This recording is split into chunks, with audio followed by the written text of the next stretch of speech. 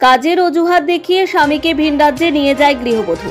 সেখানে নিয়ে গিয়ে প্রথমে ভারী কিছু দিয়ে মাথায় আঘাত, তারপর মৃত্যু নিশ্চিত করতে ধারালো অস্ত্র দিয়ে শরীরের একাধিক জায়গায় কোপ মারে স্ত্রী। স্বামীর মৃত্যু নিশ্চিত হওয়ার পরেই মুম্বাইয়ের ভান্দব থানা এলাকার ভাড়া বাড়ি থেকে পালিয়ে আসে গৃহবধূ রোজিনা বিবি। পুলিশ সূত্রে জানা যায়, স্বরূপনগরের গোবিন্দপুর গ্রাম পঞ্চায়েতের তরুণীপুর গ্রামের বাসিন্দা জালাল মণ্ডল বিয়ে করে ওই এলাকারই রোজিনা বিবিকে। বিয়ের কয়েক বছর পর জালালকে খুন করার পরিকল্পনা করার জন্য মুম্বাইতে চলে যায় রাজমিস্ত্রির কাজে।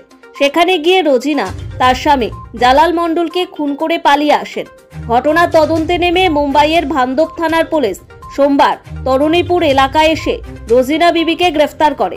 তাকে ট্রানজিট মামলায় বসিরহাট মহকুমা আদালতে তোলে।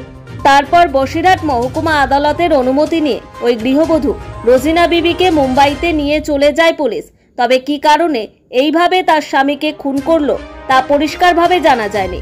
তবে এই ঘটনার কথা জানা জানার পর যথেষ্ট উদ্বেগ।